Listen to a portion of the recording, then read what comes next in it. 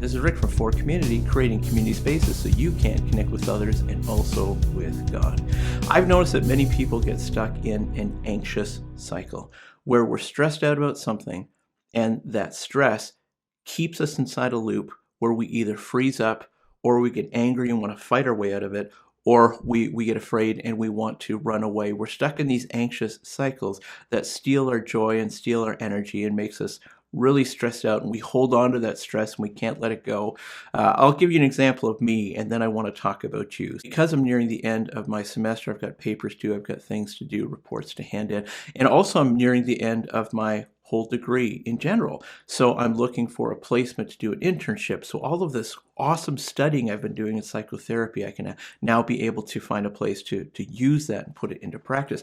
This is making me stressed out, because I think about my deadlines, I think about all that's due, I think about my schedule, and then I'm afraid that I'm not going to get it all in on time, and then I'm afraid that I'm going to fail. And so I think about, okay, so let's go back to the schedule. Then I think about how busy my schedule is, and I get afraid that I'm not going to get everything done, and I get afraid that I'm going to fail. And then I'm like, okay, well, let's think about my schedule again. And then I think about my schedule and I get afraid, and I get stuck in an anxious loop, and it steals my joy. It steals my energy. It robs me of life. And my go-to, whenever I am really, really stressed out, my go-to is to freeze. You know, for some people, their go-to when they're stressed out is to get angry and fight. For others, their go-to when they get stressed out is to be afraid and flee. For me, my go-to is to freeze. What about you? You have deadlines too. You have a lot of life as well. If you've got kids, you're cooking and caring for them all the time. Your boss probably wants something from you all the time, on time. If you've got people that you're overseeing and they're not doing their jobs, then not only do you have your job to do as a supervisor, you have their jobs to do as well. We all carry around this kind of stress, and sometimes that stress locks us into this pattern that we can't get out of. We stay inside this stress, this anxious cycle, and we're either freezing or we're fighting or we're running away from it. What I want us to recognize here is that sometimes we get hooked into these moments of stress that we can't get out of. But guess what?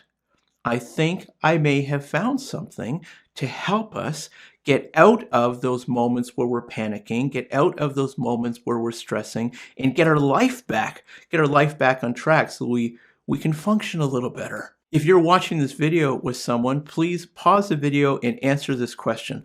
What is one thing that is currently stressing you out? And how are you responding to it? Are you responding by freezing or fighting or running away?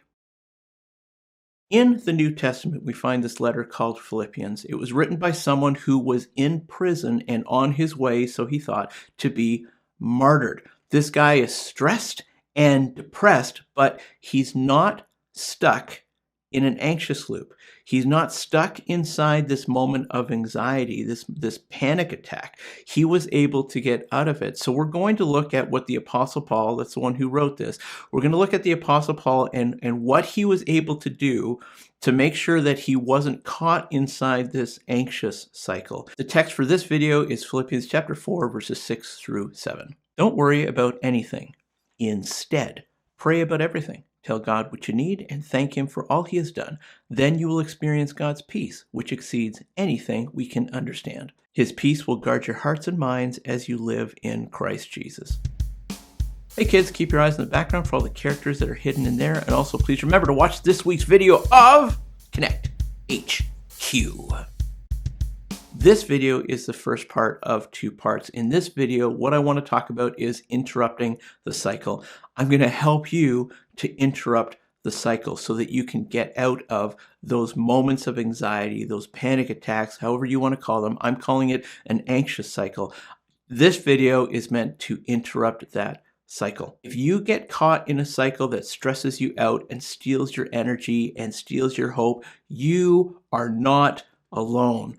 Paul opens up this passage with the phrase, "Don't worry about anything." Now, Paul is in prison. He's on his way to dying because he chose to follow Jesus, and he chose to help other people follow Jesus as well. This is a normal part of this culture. Not long ago for Paul, Jesus was just crucified. It's not unusual in his culture for people to lose their life for their faith. Paul recognizes the anxious cycle, and he addresses it here with this impossible statement. He said, well, just don't worry about anything.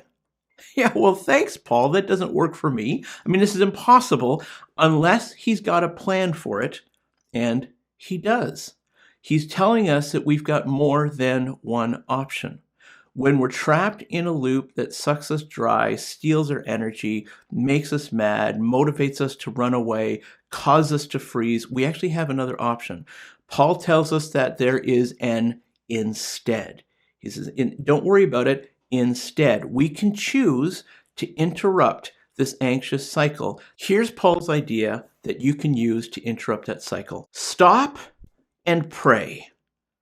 Ask God and thank God. The text says, tell God what you need and thank him for all he has done. Praying is interrupting his cycle, and praying can interrupt your cycle as well. It's something that you put into your loop to stop the loop from going around and around and around. And instead of looping again, you stop. And you stop it by praying. When you pray, tell God what you need. I mean, just lay it out there and don't hold back. Do you need money? Tell him. Do you need someone to start treating you better? Tell him. Whatever it is, big and small, just tell God. Now, here's the thing about God. He never gets tired of you. He's given you an open invitation to always connect with him. You know, some people are kind of nervous saying, I feel so bad because I'm going to God and asking him for stuff all the time. Don't worry about it. You are going to get tired asking God for stuff way before God ever gets tired of hearing from you. God doesn't get tired of hearing from you. He's got this open invitation. He says, come to me. Come in to share with me all of the stuff that's on your heart. Tell me everything that's going on with you. Tell me all that you need. He's got this huge open door and open heart saying, I just want to receive everything that you want to tell me. So don't worry about it. Of all the things that you're going to stress about, you don't have to stress about going to God and telling him why you're stressed. Okay, just go ahead, stop, interrupt the cycle by praying, tell God what you need. When you're done that, then you need to thank him. Thank him for all that he has already done for you. Now, I got to be honest. This may be more for you than for God. I mean, God loves it when we thank him. Not saying he doesn't. He loves the interaction of relationship we've got going on with him. Thanking him is a very big part of how we express our relationship to him. So yes, thank him. But I think that in this moment when we're stuck in these anxious loop, I think it's more for you than it is for God. While you're thanking him, while you're remembering all the good that he has already done for you, it interrupts the cycle and it prevents you from thinking about all the bad that's happening right now. So go ahead and tell him everything you need and then thank him for all that he has done. So here's the only thing I'm saying right now from the text. When you feel stressed and you can't get out of that stress, you're in that stress loop or that stress loop is coming on, instead of freezing on the inside or getting mad or wanting to run away from it, stop that loop, interrupt it by praying. And when you pray, tell God what you need and thank him for what he's already done. Now, let me share with you why this is so effective and why I think it's going to help you and why I think Paul was onto something here and it really helped him. Here's what happens when you interrupt the cycle, particularly using prayer. First of all, you experience calm. You're getting out of the loop and you're beginning to experience God. The text says experience God's peace. So Paul's in prison. Prison steals your choice, man. You have no choices in prison. When you get into a stress loop, you're in a stress loop. And how are you supposed to experience God when you're in that scenario? Paul says that he's still able to experience God. When he chooses to get out of the loop and interrupt the cycle by praying, suddenly he finds the peace of God. God's peace isn't found inside the loop. No peace at all is found inside the loop. It's found outside the loop. When you choose to interrupt the cycle by praying, suddenly you're like, oh, God, there you are. You never really left, did you? And God's like, nope. I've been here all the time. I'm just waiting for you to lift up your head and notice me. That's what's going on. While you're staring at your stress, looping through that anxious cycle, you're not looking for God. You're looking at the stress, and it's making you more stressed out. When you interrupt that pattern, you poke your head up and you're able to see God. And when you see God, you're able to experience Him. The peace of not being in the loop is great all by itself. And then you add God's presence that never leaves you on top of that. And now we're talking about some miraculous peace that you and I need to get us out of that moment of stress. When you've interrupted the cycle, when you're experiencing peace, this is another benefit that you're going to experience: guarded hearts and guarded minds. And the text says, guard your hearts and minds, just simply like that. Here's what happens for Paul when he interrupts his stress loop. His emotions and his thoughts calm down. They reset to the point where he can start thinking and feeling rationally and normally again, so that he can do something normal and healthy. When you interrupt your stress loop by praying, this is what can happen. The peace you experience outside of that loop and recognizing that God's still with you will guard your emotions. Our emotions become ready for something different and something empowering. Our minds are now ready to think about something new and something empowering. And I'm going to stop right here. This is all that I've said so far. As Paul is in prison, stressing about being prison on his way to being martyred, here's what he did to interrupt his anxious cycle so that he didn't end up freezing or fighting or running away. He stopped the loop. He interrupted the loop by praying. He told God what he needed. He thanked Him for all of the good that he's already experienced from God. And he was rewarded with peace that comes from being on the outside of the loop and recognizing that God's still there. And he was also rewarded with calmer emotions and calmer thoughts that primed him to get ready to do something different. This part 2, next time, is going to talk about that different thing that we do to make sure we don't go back into the loop and make sure we're going in a different direction. Okay, so heads up, this is just step 1 of 2 steps. Step 2 next week. When we interrupt the cycle, we prepare our minds and prepare our hearts for something new that's going to give us life instead of stealing it from us. And next week, we're going to look at that new thing that we're ready to do now to make sure we don't end up back in the loop. So for now, practice this, please. When you feel that anxious cycle coming on, you're starting to get hooked. You're starting to stress out. You can't get out of that stress. Here's what you can do. Stop. Tell God what you need. Thank Him for what He's already done.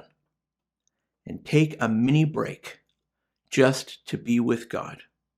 And as you do that, you're going to feel your mind starting to get clearer and your emotions start to get calmer as you realize that God is with you. And that will set us up for next week's video. Let me leave you with this thought. Part of the Bible tells us that people who aren't following Jesus will know us that we are by the love that we're showing to one another. When I'm anxious all the time, it's really hard to show the people around me anything good because I'm trapped in my own stress cycle. So just imagine what this would look like for Fort Community or the group of people that you regularly connect with. Instead of looping back and having your energy and joy sucked away from you, you're going to have some calm in your heart and in your mind. And if we're all doing this, we're all going to be more available to the people around us by giving and receiving the kind of care that we all need, the kind of care that's not available when we're trapped in stress. Now that sounds amazing to me. So let's practice breaking the anxious cycle this week to not only make life better for you, but also to make life better for the people around you, and so that you can also receive the care from the people around you that you need, that you can't receive when you're in that anxious cycle. Okay, that's it from me to you for now. For Community, creating community spaces so you can connect with others and also with God. See you next time.